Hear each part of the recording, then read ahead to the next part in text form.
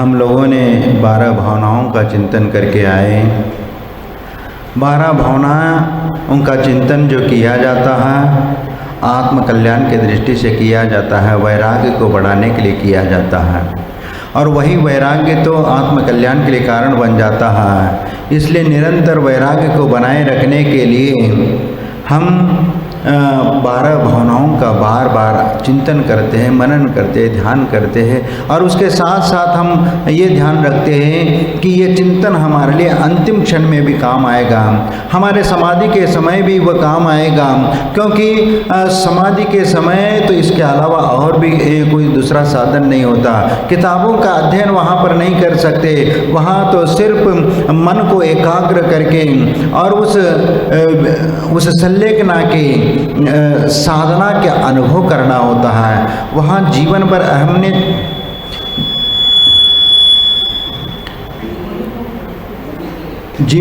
हमने जो साधना की है और जीवन भर जो हमने साधना की है उस साधना को अब यहाँ पर फलीभूत करने का समय आया है।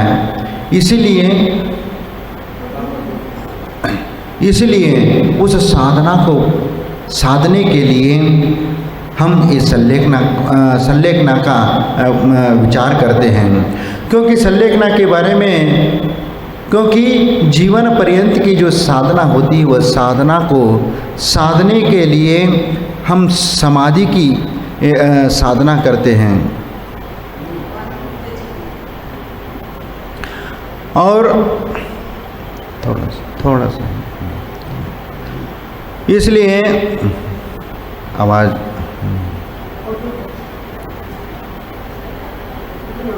हाँ, इसलिए हमें इस बात का भी ध्यान रखना पड़ता है कि 12 अनुप्रेक्षाओं का चिंतन करते करते हमें समाधि की साधना की भी चिंतना करनी होती है, और उसका भी हम चिंतन करते हैं कि समाधि के समय हमारी साधना निरंतर रूप से साकार हो। इसके लिए हम उसके बारे में भी चिंतन करते, मनन करते, ध्यान करते कि अंत समय में हमें समाधि को किस प्रकार साधना है, और उसकी एक साधना बताई है, क्योंकि वह साधना भी कई प्रकार से उसका कथन किया गया है। उसमें उत्कृष्ट साधना भी होती है, मध्यम साधना भी होती है, और तत्काल में भी निर्णय लेने की बात आती है।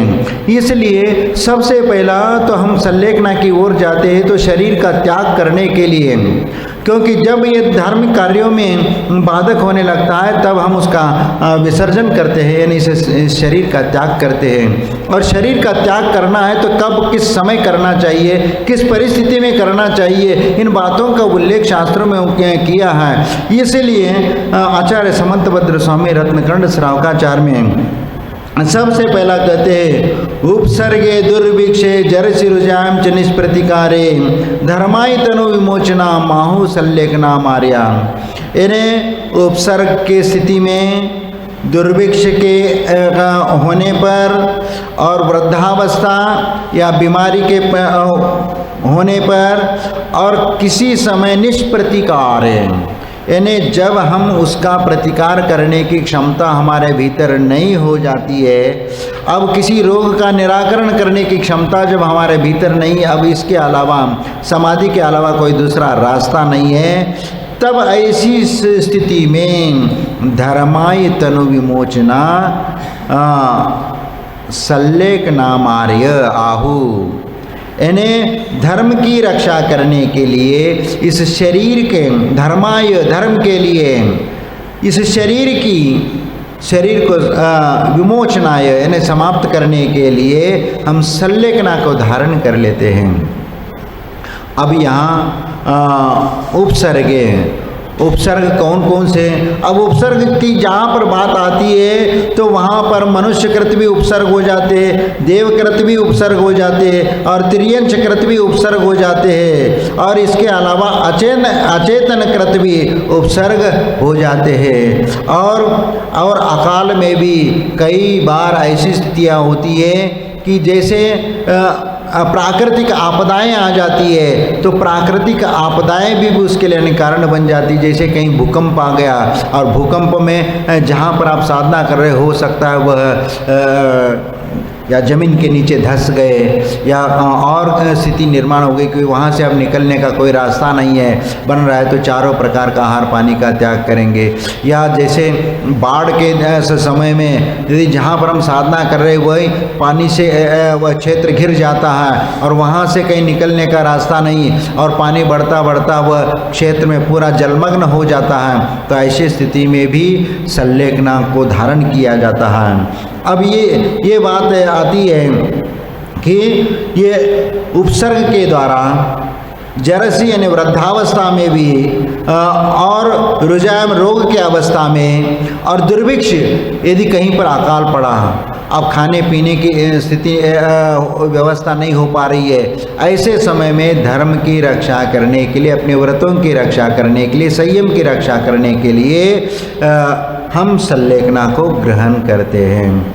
अब यहाँ पर एक बात आती है, हम शरीर को त्याग करते हैं।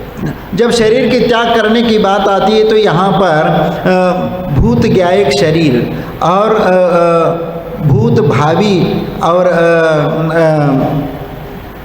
ज्ञायक शरीर, भूत भावी और वर्तमान विद्यमान ज्ञायक शरीर, इसको इस शरीर का त्याग करने का, क्योंकि उसमें भी भूत ज्ञायक शरीर के भी 3 भेद आ जाते हैं। एक आता है च्युत चावित और त्यक्त के भेद से, ये 3 प्रकार का मरण होता है। क्योंकि संलेखना का उदाहरण जब गोमट सार में किया है तो वहाँ पर ये कहा है कि च्युत शरीर जो होता है, जब अपनी आयु कर्म समाप्त होने के उपरांत अपने आप शरीर छूट जाता है मृत्यु के, और समाप्त आयु समाप्त होने पर यह मृत्यु के द्वारा शरीर छूट जाता है, उसको च्युत कहा जाता है। ये च्युत शरीर होता है।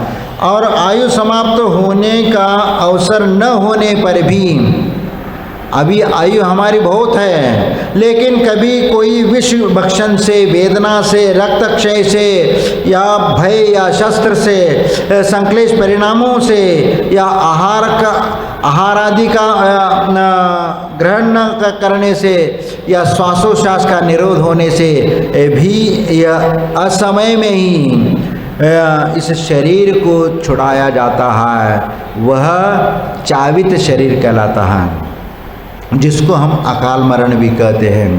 विष वेयन रक्तक्षय विशेष आहारण छिज्जदे आयु, यानी वह विष वेयन रक्तक्षय, भय शस्त्र संक्लेश परिणाम से उच्छ्वास आहार निरोधने छिज्जदे आयु, और उस श्वासोच्छ्वास का निरोध होने से, दम घुटने से या पानी में तैरना नहीं आने के कारण डूब करके मर जाते हैं, तो इस प्रकार जो अकाल में मरण हो जाता है तो उसको चावित शरीर कहलाता है। और जिनका प्रतिकार किया जा सके ऐसे उपसर्ग आदि के उपस्थित होने पर रत्नत्रय धर्म की रक्षा करने के लिए जो शरीर छोड़ा जाता है वह त्यक्त शरीर कहलाता है। अब यहाँ पर प्रतिकार न किया जा सके, ये देखो यदि कोई उपसर्ग कर रहा है, शस्त्र आदि से लेकर के मारने को आ रहा है और हम तो ध्यान में बैठे हैं, आ करके शस्त्र से प्रहार कर दिया, तो हमें मालूम है कि अब हम कुछ भी नहीं कर सकते।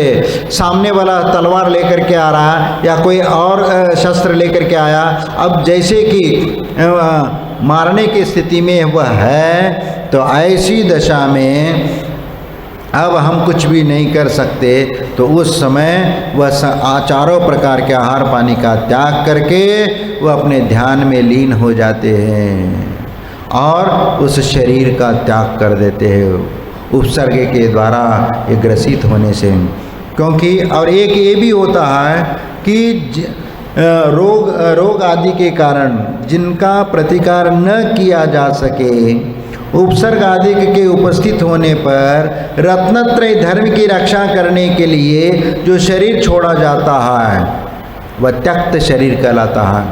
अब यहाँ पर एक बात समझने की आती है कि जब कोई बीमारी आ गई और बीमारी का इलाज करने के लिए शास्त्रों में कहा गया है जब तक उसका इलाज करते रहो, यदि उससे यदि आराम मिलता है तो तब तक उसका प्रयत्न करते रहो। और जब ऐसी स्थिति निर्माण हो जाती है कि अब उपचार के द्वारा भी इसका इलाज संभव नहीं है और आखिरी समय इसका यही है कि मृत्यु ही निश्चित है, जब ये स्थिति निर्धारित हो जाती है तब धर्माय तनु विमोचना माहु सल्लेखना मार्या, और इस धर्म की रक्षा करने के लिए इस शरीर को त्याग किया जाता है और उसको सल्लेखना को ग्रहण किया जाता है।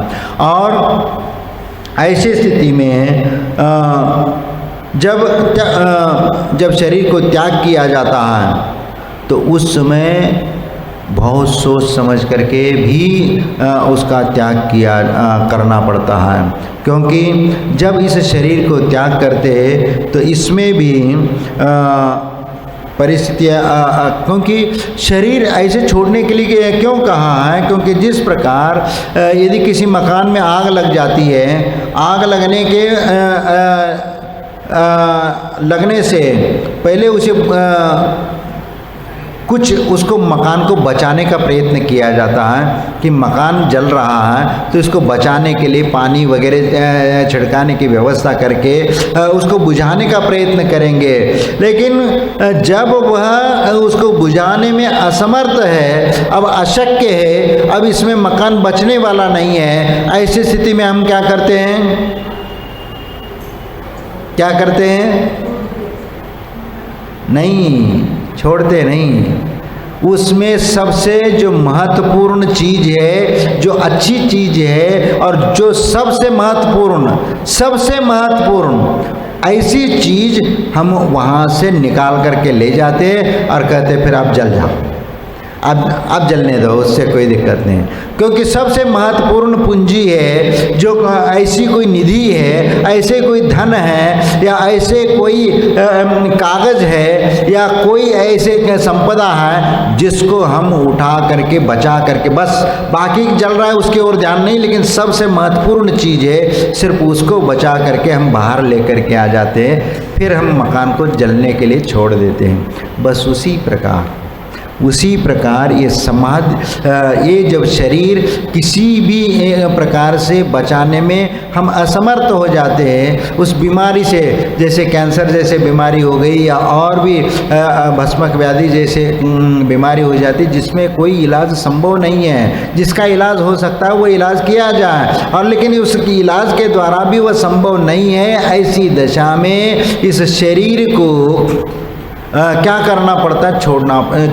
अब ये किसके लिए छोड़ा जाएगा? भाई अब संभव है नहीं, इसलिए इसको शरीर को छोड़ा जाएगा।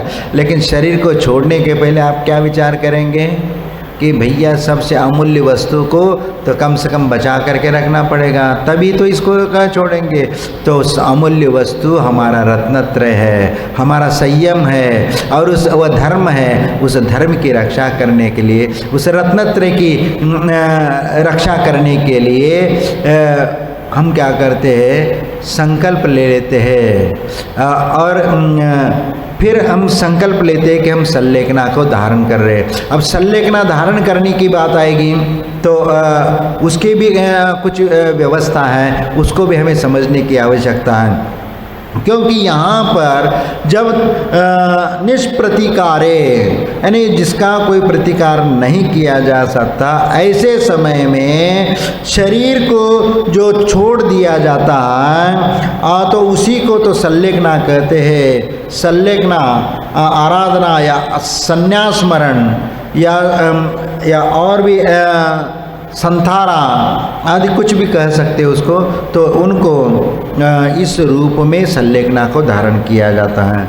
अब जब सल्लेखना धारण करनी होती है तो उनमें भी 3 प्रकार के और भेद होते हैं। इसमें भक्त प्रत्याख्यान मरण, इंगिनी मरणम प्रायोगमन मरण के भेद से ये 3 प्रकार का ये संलेखना है। इस बात को भी हमें समझने की आवश्यकता है, क्योंकि संलेखना लेना कोई ऐसी मजाक बात नहीं है। क्योंकि कुछ लोग तो ये कहने लगते हैं कि ये आत्महत्या है और आत्महत्या होने से ये इसमें पाबंदी होना चाहिए, और कुछ अन्य लोग इसमें कोर्ट तक चले गए हैं और इसको रोकने का भी प्रयत्न किया गया है कि जैन समाज में जो संथारा या संलेखना या समाधि ली जाती है वह भी एक आत्महत्या है, इसलिए इसको कोर्ट के द्वारा पाबंदी लगना चाहिए।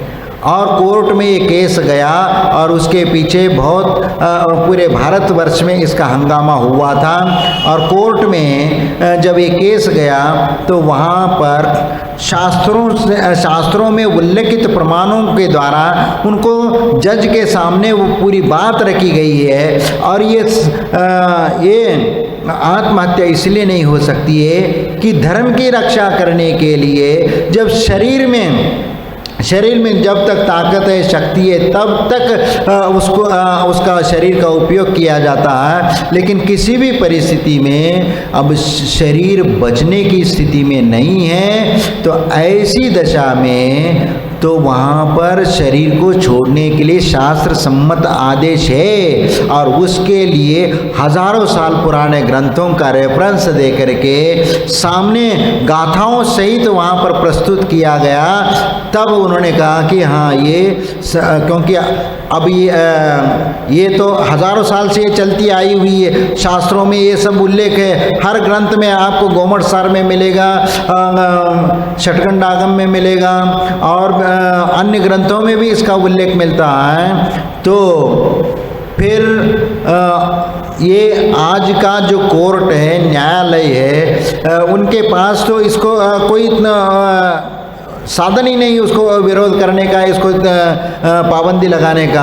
अब सती की प्रथा को बंद करने के लिए उनके पास कोई रीज़न था, उसमें कोई शास्त्र सम्मत ऐसी कोई बात तो थी नहीं, या शास्त्रों में इस प्रकार लिखा नहीं गया था कि सती होना चाहिए, ये होना चाहिए। लेकिन हमारे जैन दर्शन में इसके पूरे प्रमाण हैं संलेखना के, समाधि के, इसीलिए इसमें तो वो कानून नहीं लगा सकते। लेकिन उसमें जैसे अपघाती मरण किया जाता है, जैसे सती की प्रथा होती है, या पर्वत से कूद करके वो भी एक मानता है स्वर्ग मिलेगा, ऐसा कह करके पर्वत के शिखर से सिर के बल पर गिर के मरना,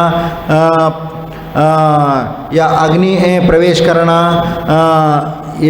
और भी ऐसे कुछ बताया गया है। तो उस प्रकार का यदि समाधि करता है तो उसमें पाबंदी लगाई जाती है, और उसके लिए सरकार भी नियम कानून बना देती है कि इस प्रकार की समाधि नहीं हो सकती। अब यहाँ पर हमें समझना है कि संलेखना जो धारण किया जाता है, तो इसको सबसे पहला इसको हम क्या कहते हैं, जो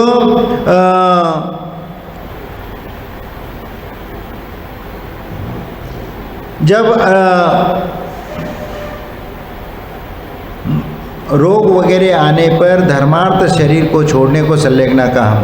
मात्र न जन्म ही, देखो इसमें न जन्म ही सत्य है न मरण ही सत्य है। सत्य तो वह है जो जन्म मरण और दोनों से परे है। इसलिए जो व्यक्ति मरण से डरता है वह व्यक्ति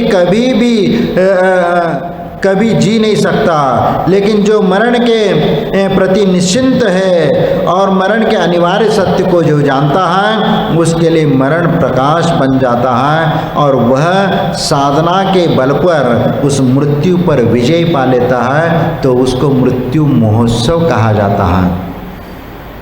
साधना के बल पर उस मृत्यु को जीतता है, क्योंकि एक अज्ञानी व्यक्ति है, एक ज्ञानी व्यक्ति है। अज्ञानी व्यक्ति मरण से डरता है और वह विचार करता है कि अरे मरना पड़ेगा, अरे जो एक दिन तो किसी ना किसी दिन तो मरण को प्राप्त होना है। उस मरण को तुम यदि डर रहे हो, यदि तुम्हें वह कठिन लग रहा हो या तुम्हें उसमें आपत्ति आ रही हो, तो आप समझ लो, क्योंकि यह मरण से डरने वाला व्यक्ति कभी भी उस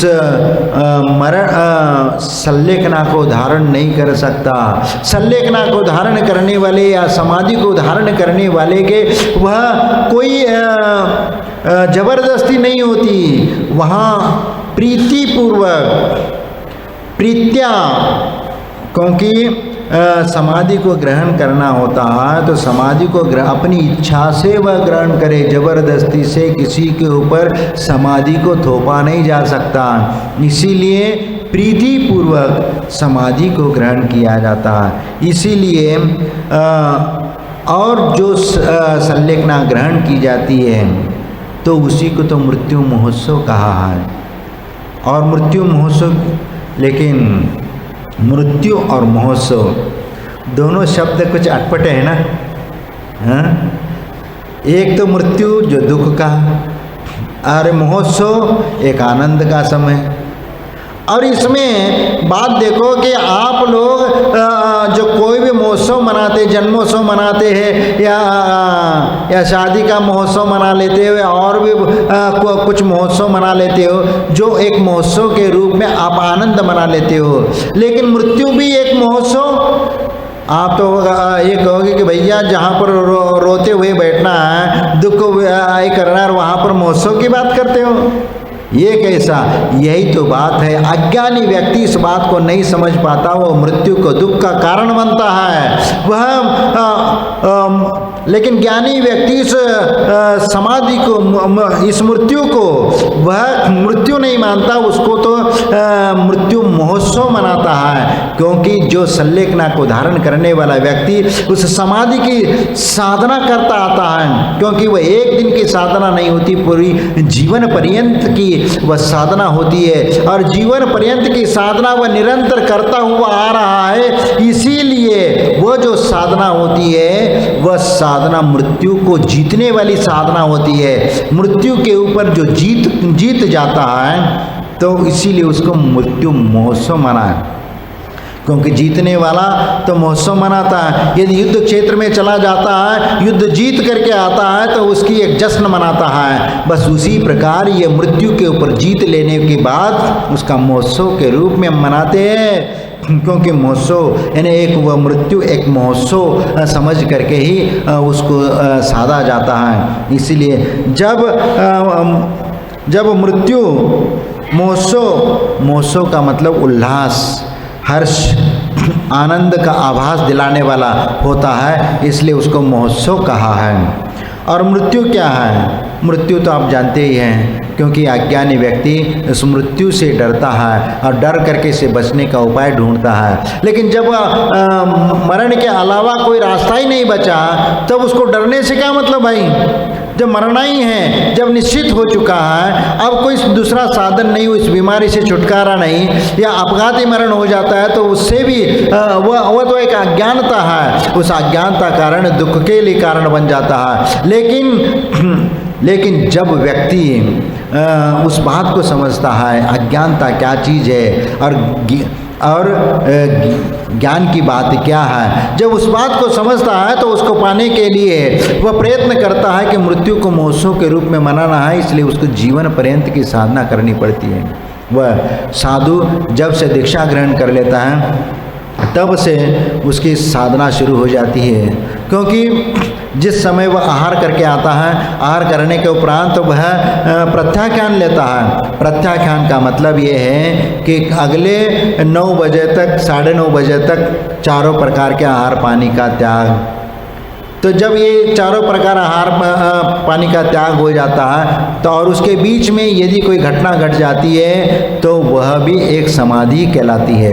क्योंकि यदि अचानक भूकंप आ गया, कोई हार्ट अटैक आ गया या और भी कोई स्थिति निर्माण हो जाती जिससे वह मरण की स्थिति बन जाती है, तो उस समय वह मरण को प्राप्त भी हो जाए तो भी वह समाधि कहलाती है।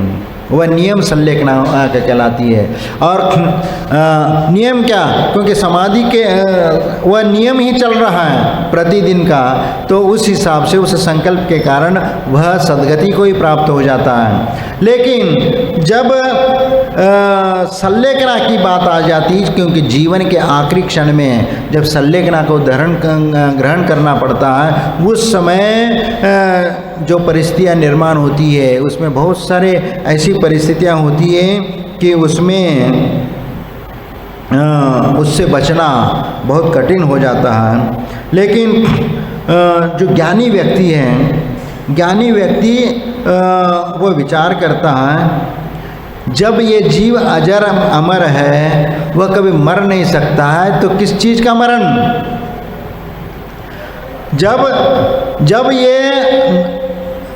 ये संसार तो नश्वर है, नष्ट होने वाला है, लेकिन वह आत्मा तो अजर और अमर है, तो अजर अमर रहने वाले की मृत्यु कैसे हो सकती है?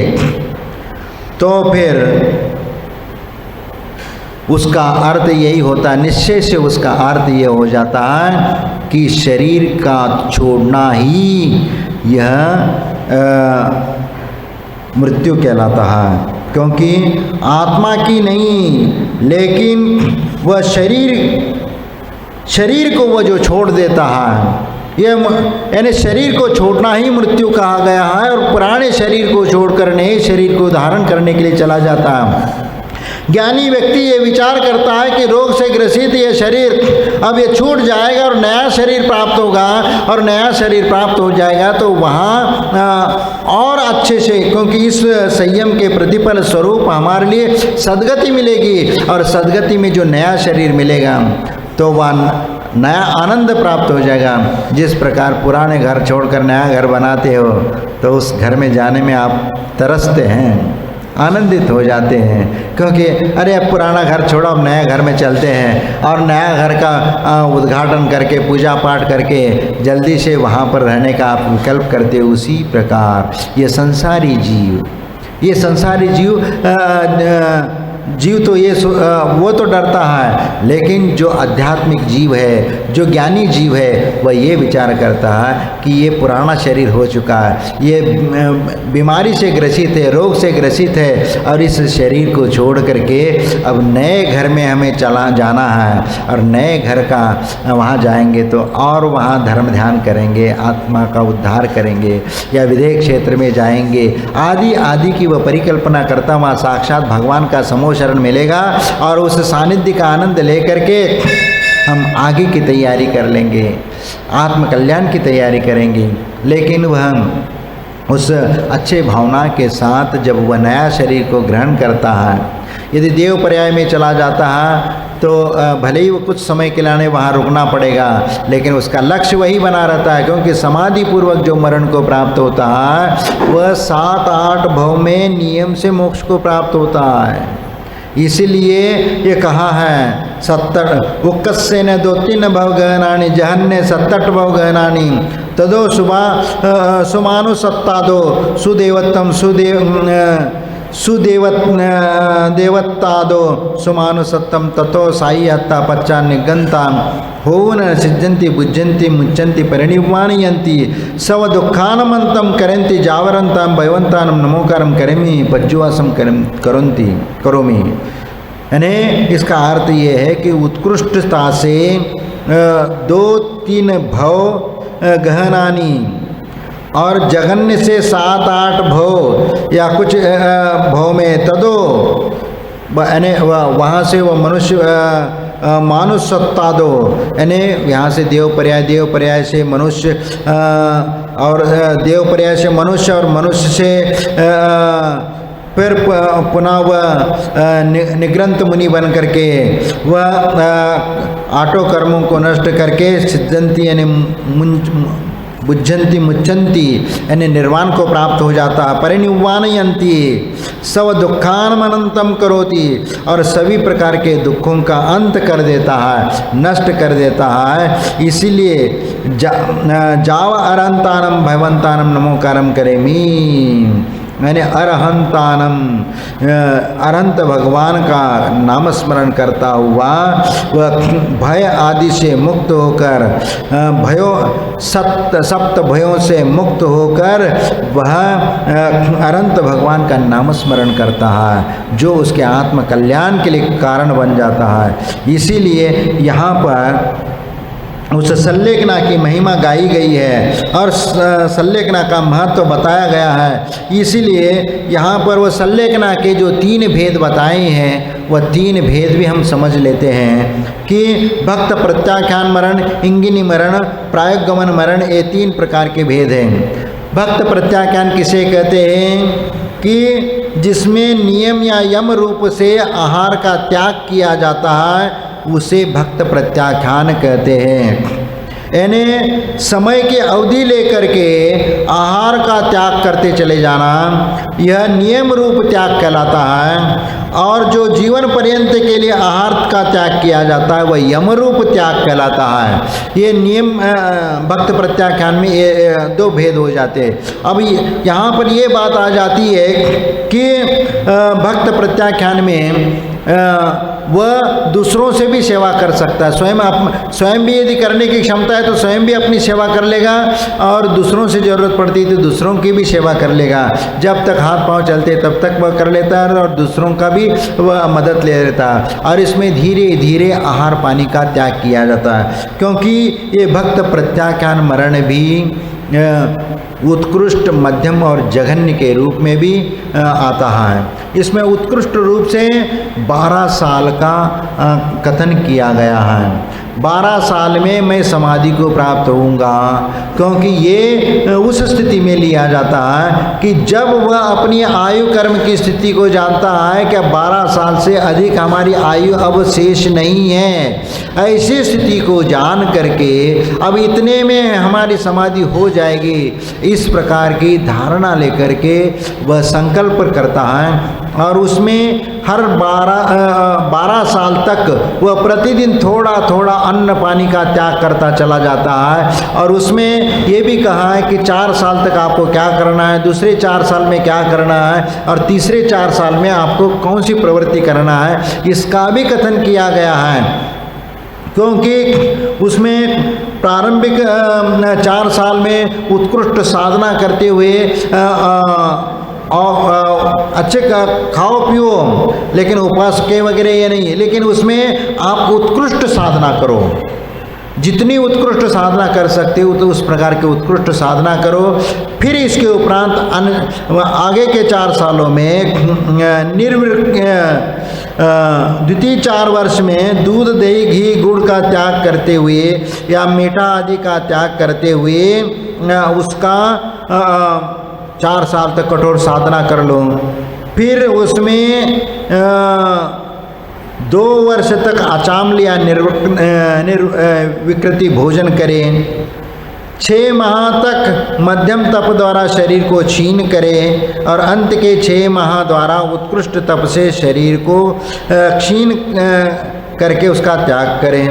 यानी इस प्रकार यहाँ पर साधना बताई है। क्योंकि पहले 4 साल में तो काय क्लेश तप किया जाता है, शरीर को क्रश करते हुए उत्कृष्ट तप करो, लेकिन खाने पीने में कोई त्याग नहीं वहाँ पर। क्योंकि पहला तो शरीर को साधा और उत्कृष्ट तप करके देख लो कि इस प्रकार कर सकते हैं क्या नहीं है।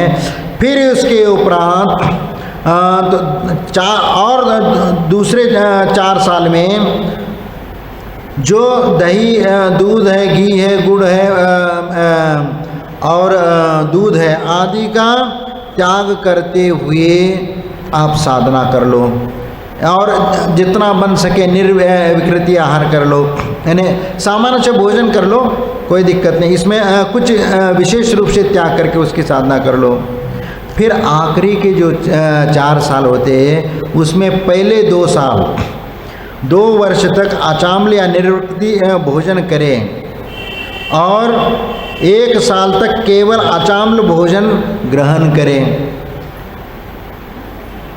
और 6 महीने तक मध्यम तप द्वारा शरीर को क्षीण करें और अंत के 6 महीने द्वारा उत्कृष्ट तप से शरीर को क्षीण करके समाधि को ग्रहण कर ले। इस प्रकार 12 साल का ये है। समझ में आया क्या? नहीं? हाँ,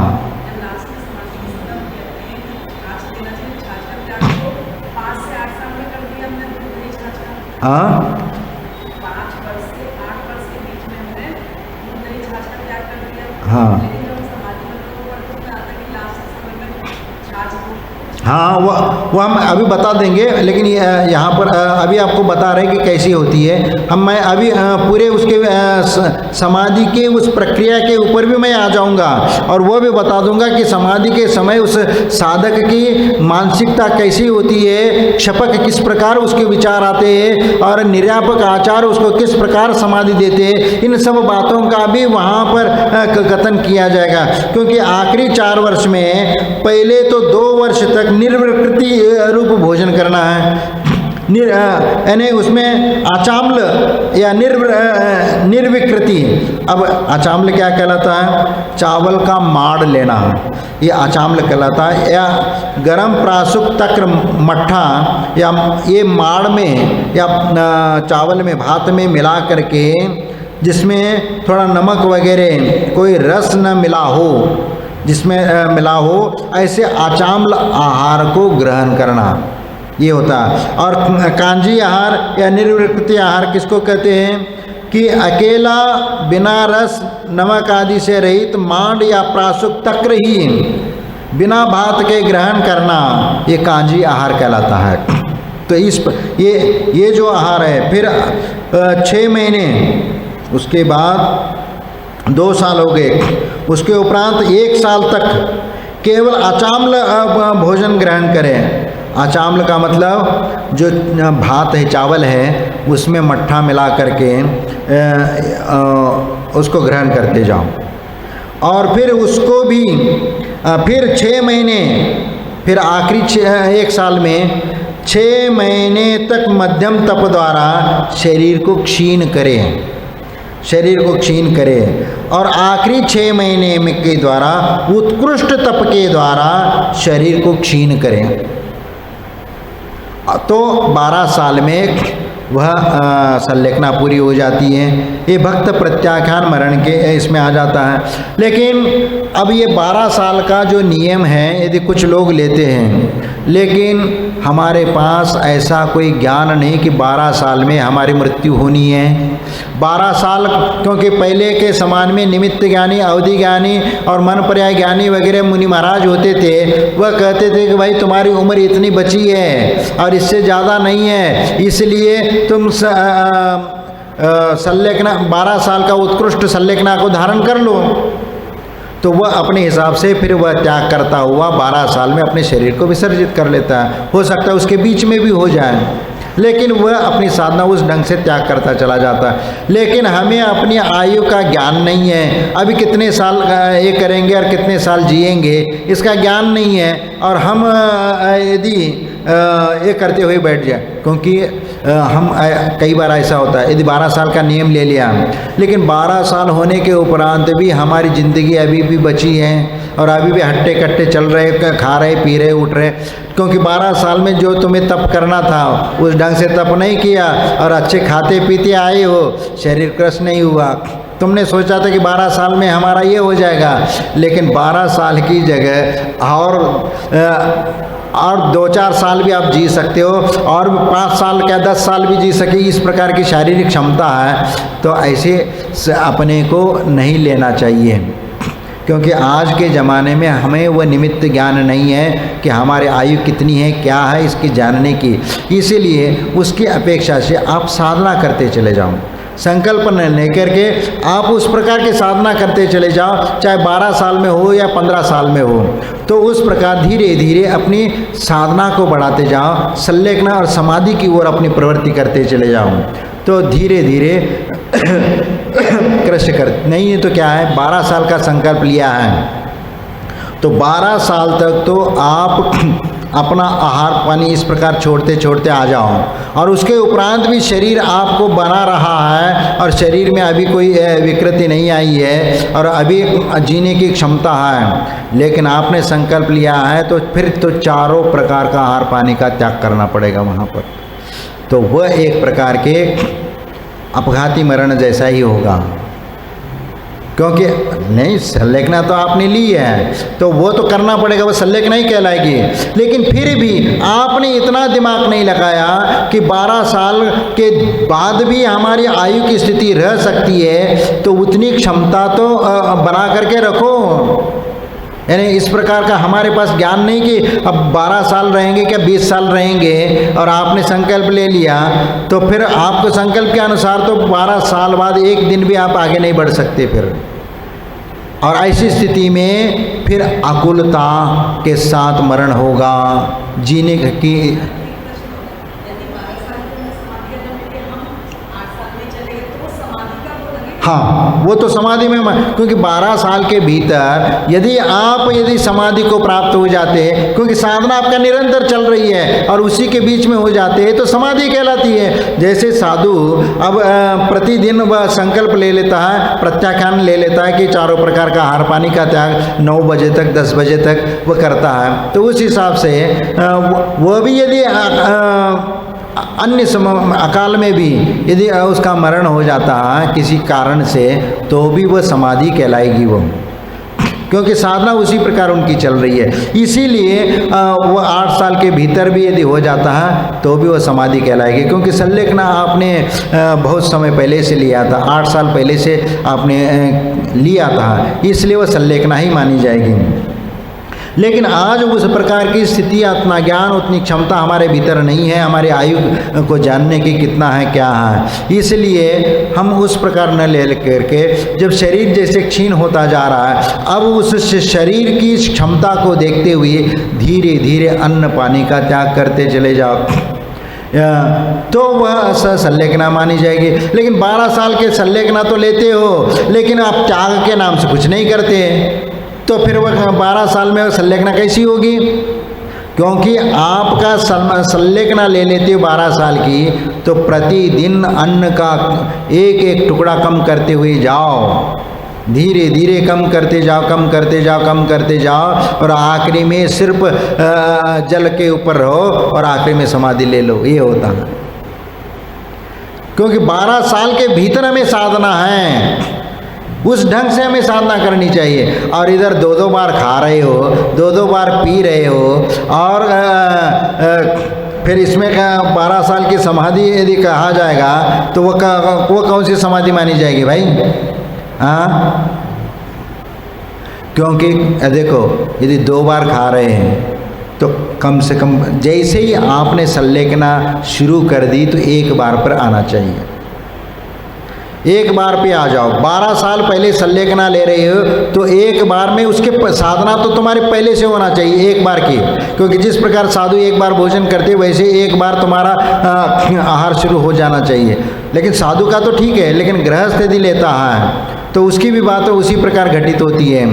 तो वह यदि लेता है तो उसको भी पहले दिन से 1 ही बार भोजन करने का संकल्प लेना चाहिए, और फिर धीरे धीरे आहार की मात्रा का कम करते चले जाओ, घटाते जाओ, और साधना भी अपनी बढ़ाते जाओ। सामायिक है या और भी अनशन, अवमोदर, व्रत, परिसंख्यान, रस परित्याग, विवेक, शय्यासन, काय क्लेश, बाह्य तपा, भाई जितने भी तप है उसकी साधना बढ़ाओ, फिर अंतरंग तप को भी बढ़ाओ, और ये बढ़ाते बढ़ाते जाना है। और फिर ये बढ़ाते बढ़ाते फिर 12 साल के भीतर शरीर की स्थिति ऐसी लाना है कि उसके पहले छुट्टी हो जाए, ये होती है उत्कृष्ट साधना।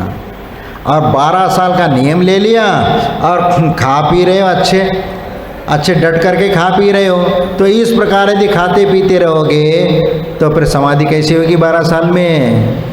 यानी तुम्हें उसकी वह नियम का कोई तुम्हारा लक्ष्य ही नहीं है समाधि का, सिर्फ ये कर रहे हो।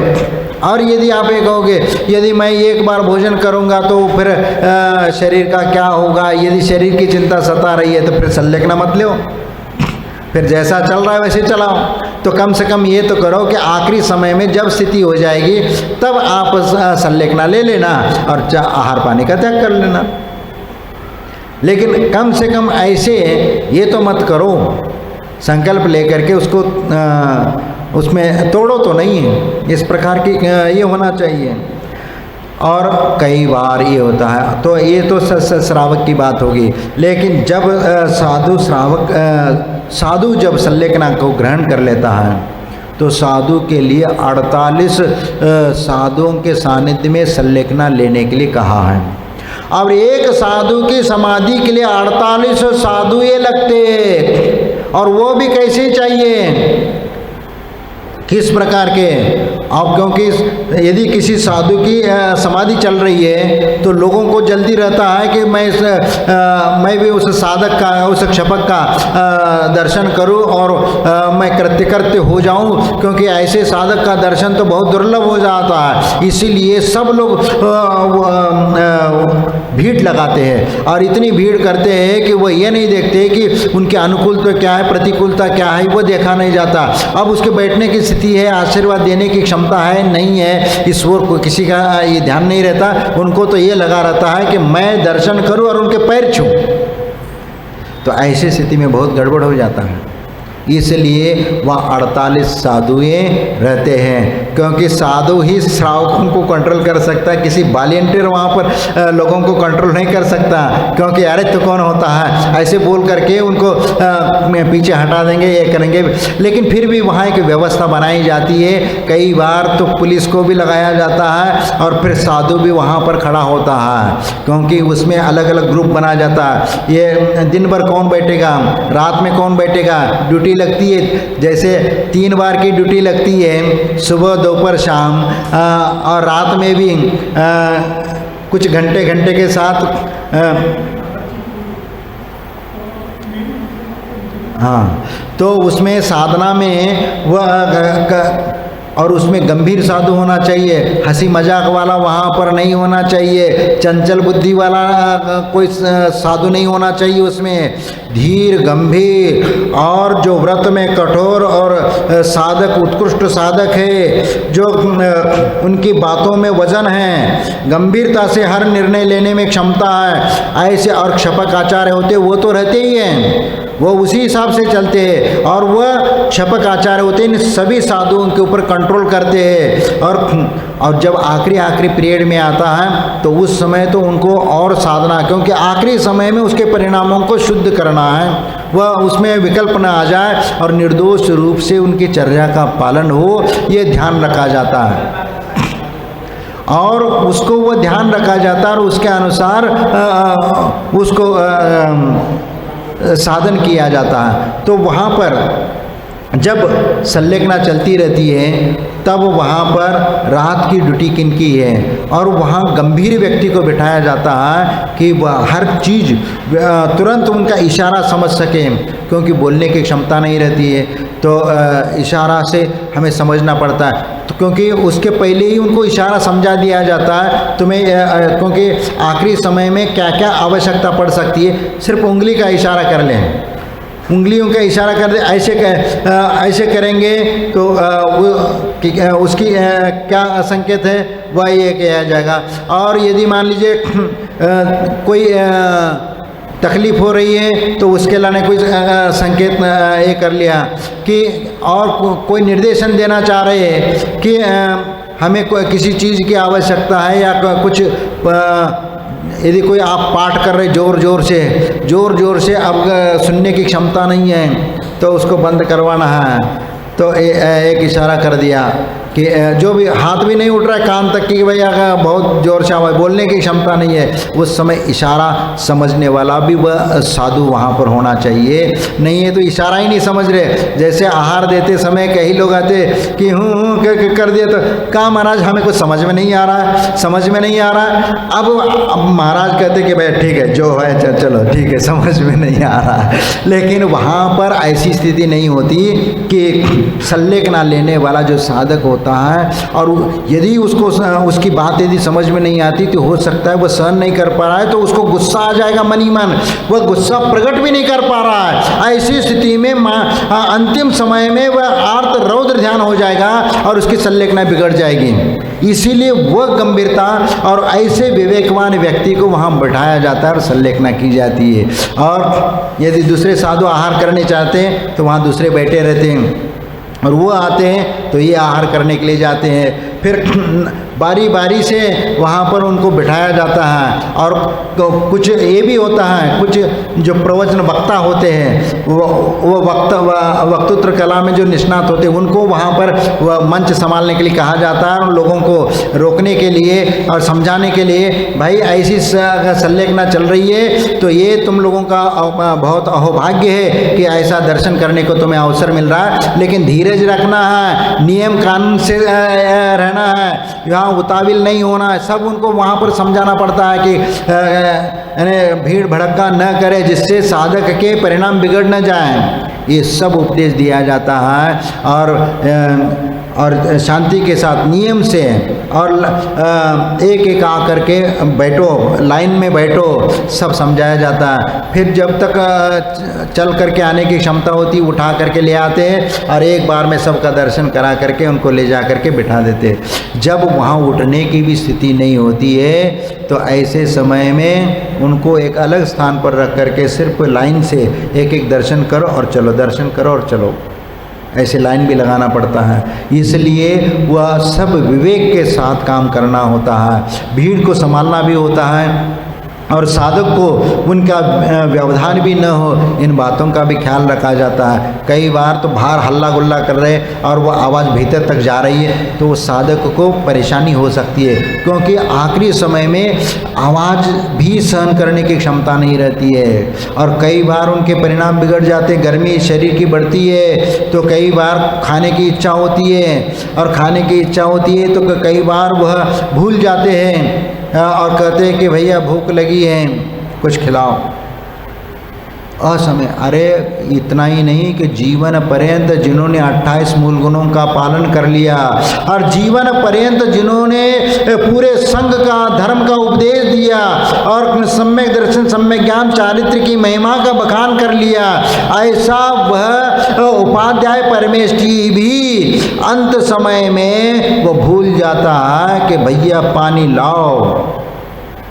ऐसी स्थिति होती है कि वह सहन करने की क्षमता नहीं रहती। यानी सबका ऐसा नहीं होता, लेकिन किसी किसी की क्षमता सहन करने की नहीं रहती है तो उस समय वो भाव होने लगते हैं, पानी लाओ। फिर उनको समझाने लग जाओ, महाराज आप ऐसा मत करो, आपने 28 मूल गुणों का ये पालन करते हुए एक बार भोजन का आपका नियम है, तुम हमें मत समझाओ, मैंने तुम्हें सिखाया है, मैंने तुम्हें सिखाया, तुम हमें क्या सिखा रहे हो, अभी पानी लेके आओ। ऐसा होता है। इसीलिए वहाँ पर ऐसे गंभीर साधु को वहाँ रखा जाता है और उनको समझाया जाता है कि तुमने इतने सालों तक इतनी कठोर निर्दोष रूप से साधना करी है और ऐसा विकल्प नहीं करना चाहिए।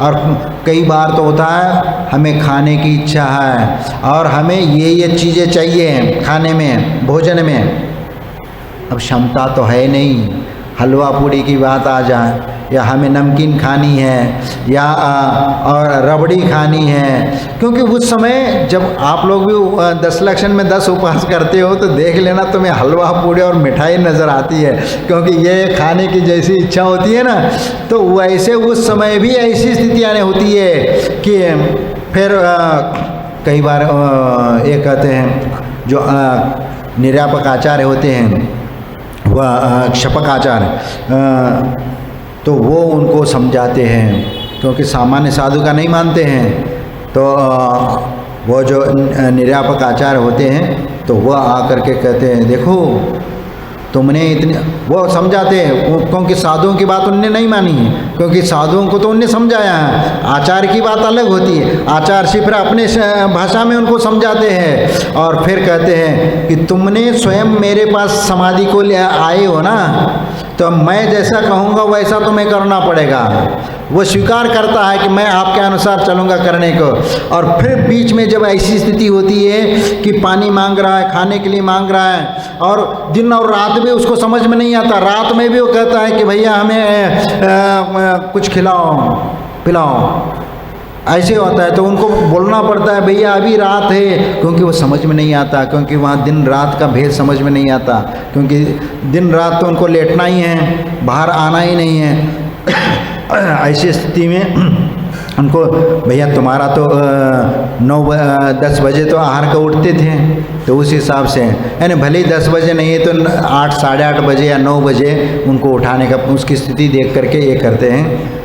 और एक बार तो दे रहा है, तो अब एक बार उन्हीं के उपरांत भी दोपहर में भी जब गर्मी बढ़ती है, सब सहन नहीं होता है, तो बोलता है कि थोड़ा ले आओ, पिलाओ पानी। तो फिर वहाँ समझाते हैं, आज निर्यापक आचार्य उनको समझाते हैं कि नहीं, तुम्हें ऐसा नहीं करना है और तुम्हें ये विकल्प नहीं करना है। समझाते हैं, फिर भी वह नहीं मानता है, तो फिर उसको वह निर्यापक आचार्य उसको डांटते हैं, तुम्हें समझ में नहीं आता कि इतने सालों से तुम साधना करते आए हो और अभी भी तुम्हारी पानी की प्यास नहीं बुझी? अरे आखिरी समय आया है, अब कुछ चंद घंटे के मेहमान हो और पानी पीने की पड़ी है तुम्हें। उसको समझाया जाता है और इसके वो उपरांत भी समझाया नहीं आता है। तो अब पूरे संघ को सामने बिठा करके उसके सामने कहते हैं, आपको इसकी कोई भी सेवा नहीं करना, क्योंकि ये जब मुनि धर्म का पालन नहीं करना चाहता है और नियम के अनुसार चलना नहीं चाहता, इसकी कोई वैयावृत्ति नहीं करेगा, कोई इसकी सेवा नहीं करेगा, सब अब दूर रहेंगे, कोई इससे बात नहीं करेगा। फिर वो घबरा जाता है, अरे डांट पड़ रही है, और वो सोचता है कि नहीं मैं फिर कर लूँगा, ऐसा करता है। कई बार ऐसा हो जाता है कि खाने की इच्छा हो रही है, ये खाने की इच्छा हो रही है, कई बार पूछते भी हैं आचार्य परमेष्ठी कि तुम्हें कुछ खाने की इच्छा तो नहीं है, कुछ पीना तो नहीं है, हाँ, कोई हलवा पूड़ी की इच्छा तो नहीं है? तो कई बार फिर उसको समझाया जाता है कि भैया शरीर उसके लायक नहीं है, अब उसका यदि खाने की इच्छा भी हो तो छोड़ देना।